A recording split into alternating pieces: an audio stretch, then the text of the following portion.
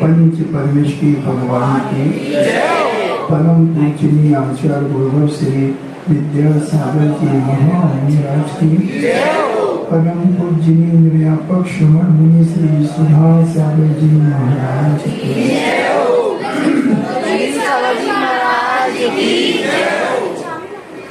नमोकार मंत्र के बारे में पढ़ा, जाप के बारे में पढ़ सुना।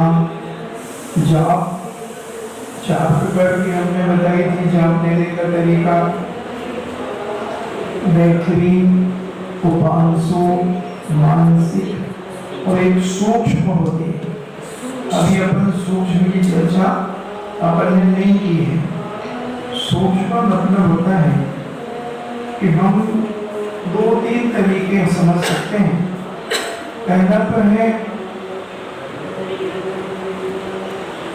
शरीर के प्रति अपना महत्व भाव त्याग करके और जो पंच परमेश्वरी के गुण हैं उनका चिंतन करना और अपनी आत्मा में लीन हो जाना। केवल अपने आप में लीन होना। अब पंचदेव के गुण कौन से हैं? तो आज हम तुम्हें गुण बताएंगे। अनंत भगवान के 46 मूल गुण होते हैं। तो वो कौन कौन से होते हैं, उनका क्या अर्थ होता है, वो हम तुम्हें आज बताने का प्रयास करेंगे। तो सूक्ष्म का मतलब है जैसे नमो अरिहंताणम हमने कहा, तो अब नमो अरिहंताणम तो अरिहंता भगवान की जो 46 मूल गुण है, एक एक मूल गुण का चिंतन करना, उनके बारे में समझना।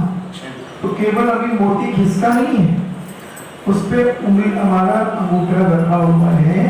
तो नमो अरिहंताणम बोलते ही 46 मूल गुण स्मरण में आना चाहिए और एक एक मूल गुण पर हमारा ध्यान जाना चाहिए। बिल्कुल सूक्ष्म, इधर उधर से कोई मतलब नहीं। जैसे जन्म के 10 अतिशय होते हैं, तो पहला अतिशय जैसे अपने आया तो उसमें अपन उसमें विचार कर रहे हैं कि उनका जन्म कैसा होता होगा, क्या होता होगा, ऐसे। तो ये सूक्ष्म जाप कहलाती है। अपन बैखरी समझ गए, जो हम बोल करके मंत्र को पढ़ते हैं वो बैखरी कहलाती है। उससे मंत्र की शक्ति 75% शक्ति बिखर जाती है। जो ओंठ, जिह्वा आदि हिलते हैं ना, वो बैखरी कहलाती है। या अपन एक लय से बोलते हैं नमो अरिहंताणम, नमो सिद्धाणम, नमो आयुर्याणम, नमो वज्रायाणम, नमो लोहे सब्साहुणम। तो ऐसा जो बोलते हैं तो ये बैखरी है, इससे बिखर जाता है, मंत्र की शक्ति बिखर जाती है। फिर मध्यमा या उपांशु कहते हैं, तो उसमें ओंठ नहीं हिलते हैं, जिह्वा हिलती है, तो वो अंदर ही अंदर चलता है। और मानसिक होती है एक जाप, या मानस से भी कहते हैं, या श्वासोश्वास की भी जाप कहते हैं। तो ओंठ और जिह्वा उसमें नहीं हिलती है, केवल मन में। जैसे कोई व्यक्ति शांति से बैठा है और मन में, जैसे हमने उदाहरण दिया था ना कि वो खरबूजा देख करके उनके मन में भाव आ गया कि मैं खरबूजा खाऊंगा, मगर ना हिले, ना डोले, ना ओंठ हिले, ना जिह्वा हिली, केवल एक मन में विचार आ गया। तो उसी प्रकार जो मानसिक जाप होती है ये बहुत महत्वपूर्ण होती है। और मानसिक जाप से ही कर्मों की निर्जरा बहुत अधिक होती है, क्योंकि मन हमारा सबसे बदमाश है, चलायमान है। मन इतना खतरनाक है। आपने बंदर देखे? बंदर, हाँ महाराज जी, आगरा में तो बंदरों का भंडार, तो बंदर खूब देखे। अब बंदर को शराब और पिला दो, वैसे ही चंचल है बंदर, और बंदर को शराब और पिला दी। अब शराब पिला दी तो और चंचल हो गया, और फिर बिच्छू ने और काट दिया उस बंदर को, तो और चंचल हो गया। इससे भी कई गुना अधिक ये मन चंचल है। अब इस मन को रोकने के लिए हमें मंत्रों का सहारा लेना पड़ता है। मंत्रों के जाप करते हैं, उनका चिंतन मनन करते हैं। तो जो मानसिक जाप है या श्वासोश्वास की जाप है, वो मन के ऊपर मूल रूप से डिपेंड करती है। तो हम बिल्कुल शांति से बैठ जाएं और एहसास करें कि हमारी सांस ऊपर जा रही है, उसमें हम नमो अरिहंताणम का चिंतन करते हैं। फिर नीचे आ रही है तो नमो सिद्धाणम की हम बात सोच रहे हैं। फिर ऊपर जा रही है तो नमो आयर्याणम की बात कर रहे हैं। नीचे आ रही है तो नमो वज्रायणम स्मरण में आना चाहिए।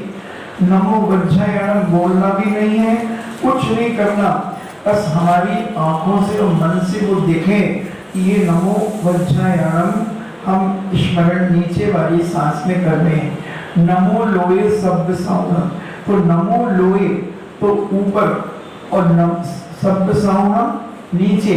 स्मरण जैसे अपन हम कहें आप अपने अपने पिताजी का स्मरण करें, तो आप आंख बंद करके आपको सामने अपने पिताजी खड़े होंगे।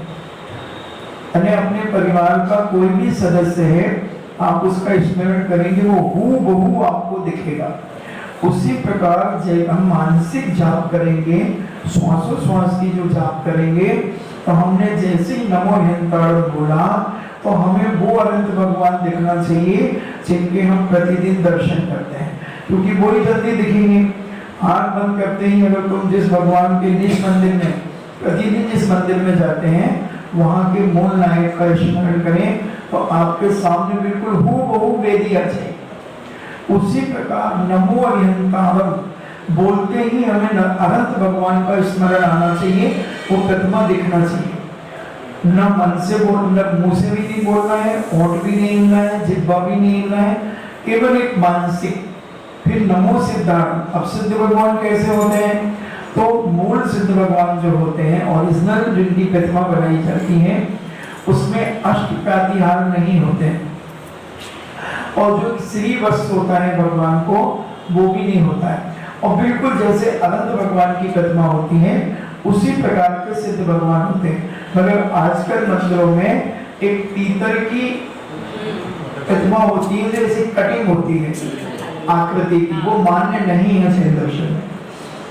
वो आज शरीर का मतलब है कि वो हमें दिखते नहीं है, मगर उनका शरीर तो रहता है। जैसे आत्मा के प्रदेश यहाँ से निकल करके ऊपर जाएंगे, तो उसी आकृति में वो जाकर के सिद्ध बन जाएंगे, मगर वो परम औदारिक शरीर भी नहीं, केवल आत्मा के प्रदेश है।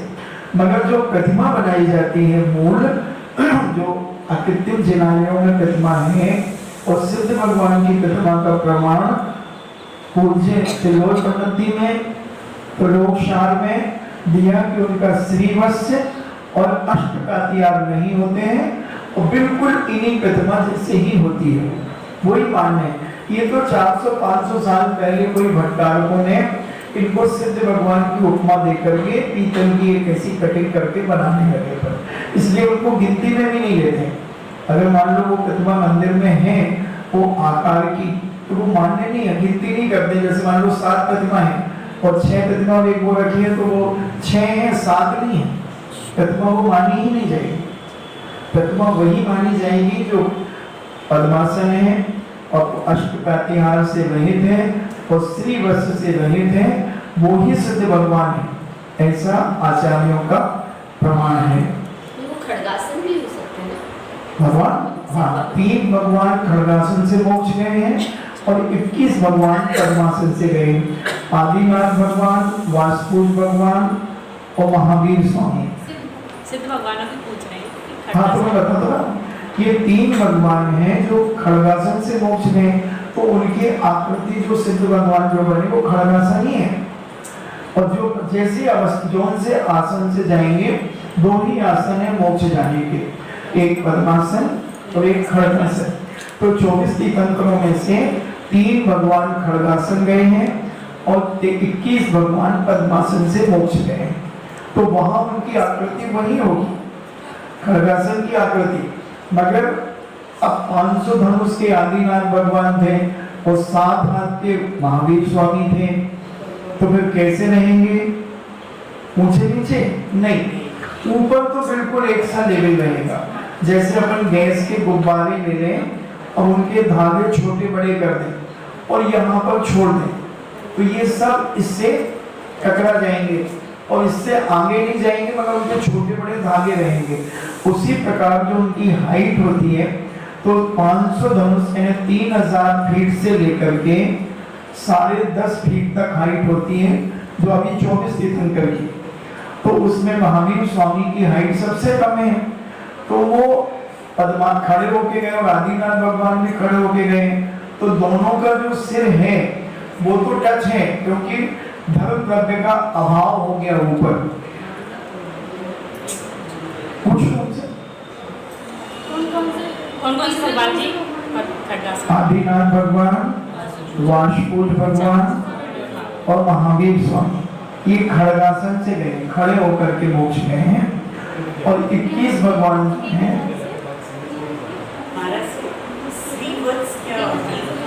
एक ऐसा फूल सा बनता है ना कथवा के ऊपर, तो ये महापुरुषों को इधर हृदय के पास होता है, तो ये महापुरुषों को होता है।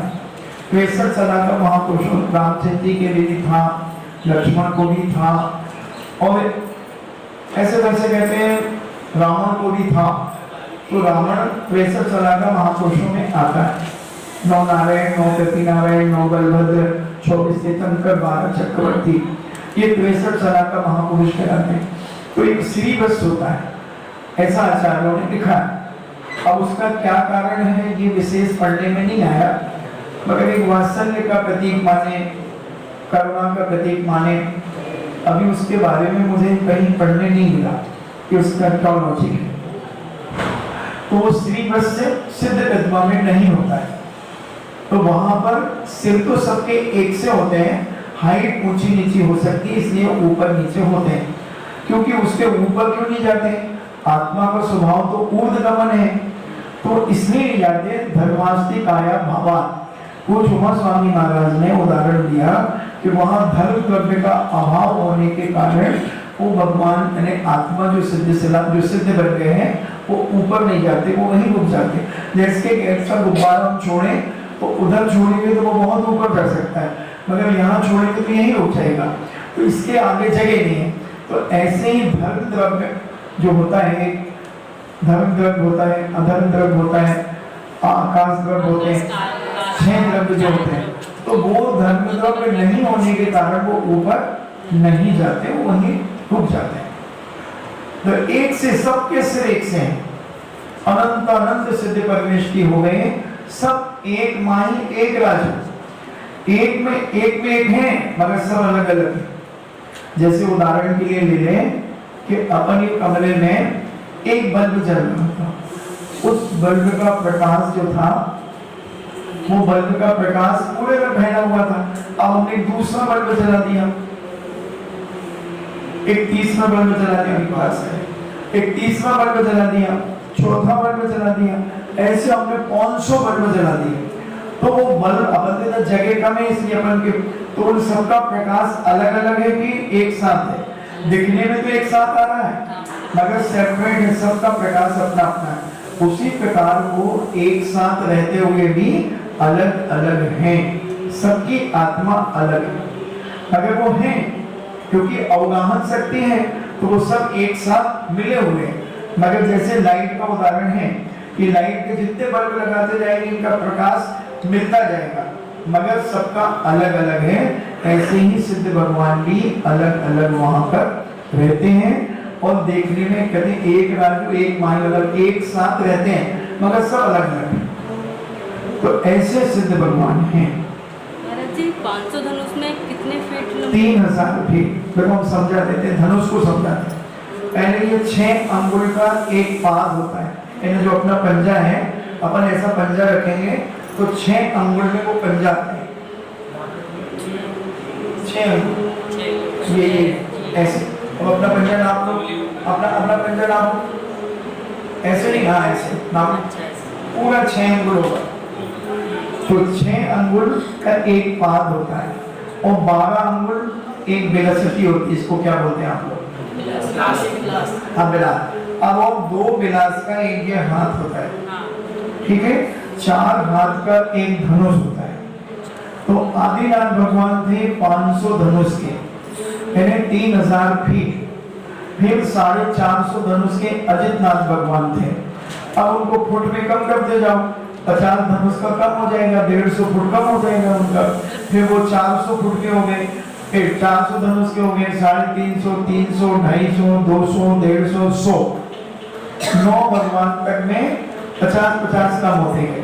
फिर उसके बाद 10-10 कम होंगे, फिर उसके बाद 90, 80, 70, 60, 50, फिर आएंगे 5-5 धनुष कम होंगे, 45, 40, 35, 30, 25, 20, 15। अब कितने भगवान बचे हैं? नहीं, और कम हो जाएंगे, 3-4 बचे। तो फिर इसमें फिर धनुषों में आ जाते हैं, हाथों में आ जाते हैं। जैसे पारसनाथ भगवान 9 हाथ के थे, आदिनाथ में महावीर स्वामी 7 हाथ के थे। हम देख के बता देंगे 2-3 भगवान की जो हाइट का, तो ऐसे कम होते चले जाते हैं। अपन धनुष समझ गए, और जिसने धनुष का उसके अपन फुट बना सकते हैं 1 मिनट में। तो ये हाइट होती है। तो ये अवसर्वणी काल चल रहा है, इसमें सब चीजें डाउनफॉल होती है। अब इसके बाद उत्सर्वणी काल चलेगा। तो पहला जो होता है सुषमा काल होता है, इसको सुषमा भी कहते हैं लोग अपनी भाषा में, शास्त्रीय भाषा में सुषमा कहा जाता है। जिसे भोग भूमि होती है, उसमें 10 प्रकार के, इसको विस्तार से आगे बताएंगे, अभी शॉर्ट में बता देते हैं। अभी सुन ले, सुषमा मतलब इसमें उत्तम भोग भूमि होती है। इसमें 10 प्रकार के कल्पवृक्ष होते हैं। तो ये 4 कोड़ी सागर की होती है। फिर दूसरा जो होता है काल, वो सुषमा काल होता है, वो 3 कोड़ी सागर का होता है। फिर जो तीसरा काल होता है वो सुषमा दुष्मा होता है, यानी सुख ज्यादा दुख कम। तो ये 3 भोग भूमियां कहलाती हैं। तो ये इसका होता है 2 कोड़ी सागर का। फिर होता है दुखमा सुखमा काल, तो ये 42,000 वर्ष कम 1 कोड़ी सागर का होता है। तो फिर जो पंचम काल होता है, जिसे हम दुखमा काल कहते हैं, वो 21,000 वर्ष का होता है। फिर एक छठा काल होता है जिसे अति दुखमा कहते हैं, ये भी 21,000 वर्ष का होता है। तो 10 कोड़ी सागर का एक काल होता है पूरा, और उस काल के 6 भाग होते हैं, सुषमा दुखमा, दुखमा सुषमा, दुखमा और अति दुखमा। तो ये अवसर्वणी काल में हर चीज का डाउनफॉल होता है। शक्ति का भी होता है, बीजों की जो शक्ति है, वनस्पति की शक्ति है, औषधि की शक्ति है, मनुष्यों की शक्ति है, ये सब डाउनफॉल कर जाती है, हाइट भी कम होती चली जाती है। और फिर उस सर्वणी काल आता है। तो अभी ये पंचम काल चल रहा है कि मान लो अपन 2,500 वर्ष मान लें, 21,000 में से 2,500 कम हो गए, तो अपन 18,000 550 वर्ष माने, मगर और कम कर ले तो 400 वर्ष माने। फिर इसके बाद छठा काल आएगा, वो भी 21,000 वर्ष का होगा। तो ये इसमें इसके हो गए। फिर उसके बाद जब उत्सर्वणी काल आएगा, तो उसमें छठा काल आएगा, तो वो भी 21,000 वर्ष का होगा। फिर पंचम काल आएगा, जिसे हम दुखमा काल कहते हैं, वो भी 21,000 वर्ष का होगा। तो उसमें जब 1,000 वर्ष शेष बचेगा, तब 14 कुलकर होंगे। फिर उसके बाद में दुखमा सुखमा काल आएगा, जिसमें 24 तीर्थंकर होंगे। फिर उसके बाद भोग भूमि आएगी, जगन भोग भूमि, मध्यम भोग भूमि, उत्कृष्ट भोग भूमि। तो ये 1 से 6 और 6 से 1 ऐसा राउंड चलता है। इसे उत्सर्वणी काल और अवसर्वणी काल कहते हैं। तो अभी अवसर्वणी काल चल रहा है, और फिर इसके बाद उत्सर्वणी आएगा, तो इसमें प्रोग्रेस होगा, हर चीज की बढ़ोतरी होगी। अभी पहले तीर्थंकर 500 धनुष के थे, और अब जो पहले तीर्थंकर होंगे, जो महापद्म नाम के तीर्थंकर होंगे, जो राजा सैनिक अभी नरकों में हैं, उन्हें 84,000 वर्ष की आयु का बल है। तो अभी वो 81,400 कुछ वर्षों के बाद जन्म लेंगे, तो वो पहले तीर्थंकर बनेंगे महापद्म नाम के। तो उनकी हाइट होगी 7 हाथ की, 10.5 फीट की, 7 हाथ, एक हाथ ये, तो ये फिर उसके बाद जो दूसरे तीर्थंकर होंगे उनकी हाइट बढ़ती जाएगी, जैसे पारसनाथ की जितनी हाइट की उनकी होगी, फिर ऐसे बढ़ते बढ़ते 500 धनुष के अंतिम तीर्थंकर होंगे 500 धनुष के। तो उस समय आदमी भी ऐसे ही होंगे, मत समझना। अपन तो भी अगर होंगे तो अपनी हाइट भी ऐसी होगी, अपन भी 10.5 फीट के होंगे, फिर बढ़ते जाएंगे, अंत में 3000 फीट के सारे लोग होंगे। आदि पुराण का स्वाध्याय करेंगे तो उसमें अपन को ये सारा डिटेल मिल जाएगा। मूल तो तिलोक पंडिती में दिया हुआ है इसका डिटेल, मगर आदि पुराणकार ने जिनसेन स्वामी ने बहुत अच्छा इतिहास के बारे में पूरा इतिहास, भोग भूमि क्या होती है वो हम यही बताएंगे तुम्हें। तो ये सब चीजें हैं, तो ये क्रम ऐसे चलता रहता है। तो अपन सिद्ध में सूक्ष्म जाप की बात कर रहे थे, तो जैसे ही नमो अरिहंतारम हमने बोला तो अभी हमने मोती खिसकाया नहीं, एक हम रुके हुए हैं। और अभी जो हम जिन भगवान को आंख बंद करते हमें पूरा हूबहू दिख जाए वो हमारे इष्ट बना लेना। एक इष्ट भगवान सबको अपने बनाना चाहिए। जब कोई भी आपको परेशानी हो तो आप उनका स्मरण कर लें, और अगर आपको वो हूबहू दिख जाते हैं तो आपके कार्य में सफलता मिल जाएगी। अगर आधे दिख रहे हैं, पूरे नहीं दिख रहे हैं, तो फिर आपका काम होगा मगर बीच में रुक जाएगा। और अगर नहीं दिख पा रहे हैं तो वो काम होगा ही नहीं। और अगर कंपन के साथ दिख रहे हैं, बहुत मुश्किल से दिख रहे हैं, तो फिर उस काम में बाधाएं तो आएंगी मगर धीरे धीरे सफल हो जाओगे। तो हर व्यक्ति को अपना एक इष्ट भगवान बनाना चाहिए, इधर उधर भटकना नहीं चाहिए। अपन कुछ हो गया आगे बोल रहा हो तो बालाजी के यहाँ चले जाओ, वहाँ सभा वाणिज्य कर लो, गणेश जी के चले जाओ। तो ये बहुत, क्योंकि हम हिंदुओं के बीच में रहते हैं तो वो हमें बहुत जल्दी सलाह देने का प्रयास करते हैं। इधर चढ़ वालों किसी की मान लो बच्चा ही हो, उन 36 मूल गुणों पर विचार करें। नमो बज्जायाण तो उनके 25 मूल गुण होते हैं, 25 मूल गुणों पर विचार करें। नमो लोहे शब्द साउंड तो 28 मूल गुणों पर। और सिद्ध भगवान की जो प्रतिमा अपन को मालूम हो जाएगी वो है उनको फिर आचार्य को। तो जब नमो आर्यणम बोले अपने आचार्य श्री का स्मरण कर लें कि आचार्य श्री कैसे हैं, उनके मूल गुण कैसे पालन करते हैं। फिर नमो बज्जायाण तो जब वो क्लास लेते हैं आचार्य श्री, उस समय वो उपाध्याय तो उस समय उन्हें स्मरण कर लें। और जब नमो लोहे शब्द श्रवणम में आचार्य श्री को भी आप उस समय जब वो सामायिक में बैठते हैं, जब वो मुनि हैं उनको स्मरण कर लें, या जो आपके गुरु हैं उनको आप स्मरण कर लें। तो ऐसे स्मरण करने से हमारा मन भटकेगा नहीं। तो ये सूक्ष्म जाप कहलाती है। ऐसे 4 प्रकार की जाप, बैखरी, उपांशु, मानसिक और सूक्ष्म, ये तरीके। बस अपन जितना चाहें उतना इस धर्म से ले सकते हैं। जैसे मीटर लगा हुआ, जितना आपको पावर चाहिए उतना ले लो, वो आपके ऊपर कितने बल्ब जलाना है। उसी प्रकार ये मंत्र में इतनी शक्ति है कि इसका कोई वर्णन नहीं कर सकता। किसी चीज में ही ये मंत्र का काम करता है, हर चीज में, दुख में, सुख में, परेशानी में, कहीं भी आप चले जाएं, उठते बैठते सोते जागते चलते फिरते खाते पीते हर समय इसका चिंतन मनन चलते रहना चाहिए। नमो नियंतारण बोलता आचार्य को देखो, ओम शांति, नमो वो चलते भी हैं तो बोलते चले, मन नहीं बोलते चले। तो ऐसे ही अपन भी चल रहे हैं, मन में नमो का आनंद बोलते रहो, क्या फर्क पड़ रहा है। गाड़ी में सफर कर रहे हैं, कार में बैठे हैं, नमो का आनंद का चिंतन चल रहा है। महान शक्ति प्रदान करता है, बहुत बड़ा हो रहा है इसका। हमारी श्रद्धा पे डिपेंड करता है। जैन दर्शन पूर्णतः श्रद्धा पे ही खड़ा हुआ है। ये भीड़ के रीढ़ पे नहीं खड़ा है जैन दर्शन, आस्था के ऊपर, श्रद्धा के ऊपर। जब हम तुम्हें सम्यक दर्शन के बारे में व्याख्या करेंगे प्रवचनों में, तब बताएंगे कि सम्यक दर्शन क्या है। केवल जैन घर में पैदा होने से कोई सम्यक दृष्टि नहीं हो जाता। या रोज भगवान के दर्शन पूजन करना तो भी जरूरी नहीं कि वो सम्यक दृष्टि हो जाए। अनंतमती 3 साल तक सर्व के मुख में रही, जंगल में रही, फिर भी सम्यक दर्शन प्राप्त नहीं कर सकी। और उसने सीमा बांध ली थी, इससे आगे मैं नहीं जाऊंगी। पिताजी चक्रवर्ती थे, उसको निकालना चाह रहे थे, पिताजी मत मारो इस सर्प को, मैंने तो बांध ली है सीमा में, इससे आगे जाऊंगी नहीं, यही जंगल में रहूंगी।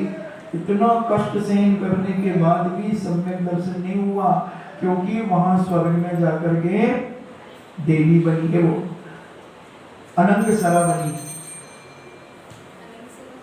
विशल्या बनी, यानी स्त्री बनी। स्त्री सम्यक दर्शन के साथ स्त्री का जन्म नहीं होता, मिथ्यात्व के साथ ही होता है। और पंचम काल में तो सभी का जन्म मिथ्यात्व के साथ होता है, चाहे वो पुरुष हो चाहे वो महिला हो, मगर सम्यक दर्शन प्राप्त करने की योग्यता 8 साल अंतर मुहूर्त के बाद आ जाती है। तो ये सारी चीजें अपन को समझना है। तो श्रद्धा, अपनी श्रद्धा बढ़ाओ, जितनी तुम्हारी श्रद्धा बढ़ेगी उतना पुण्य बढ़ेगा, उतनी कर्मों की निर्जरा होगी और उतना फायदा हमारे जीवन में होता चला जाएगा। तो ये देखें, आज अपन ने 4 प्रकार के जाप के बारे में पढ़ा।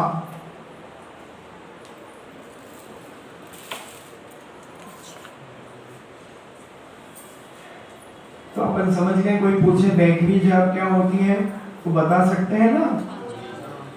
अब हम जाप देने के तरीके बताएंगे कि जाप हाथ से कैसे दी जाती है, माला से कैसे दी जाती है, एक कमल जाप भी होती है, एक घड़ी जाप भी होती है। जाप के बहुत सारे तरीके, वो सब हम आपको बताने का प्रयास करेंगे कि अपन जाप देने के लिए। महाराज जी जब 10 लाक्षण का शिविर लगाते हैं तो उसमें ध्यान कराते हैं, प्रातः काल उसमें किसी बाहरी व्यक्ति को जाने का प्रवेश बंद रहता है और बिल्कुल ध्यान कराते हैं और अंतिम दिन आपको मोक्ष करा देते हैं, बिल्कुल जला के राख कर देंगे आपके कर्मों को। मगर तुम लोग तो नहीं, तुम लोग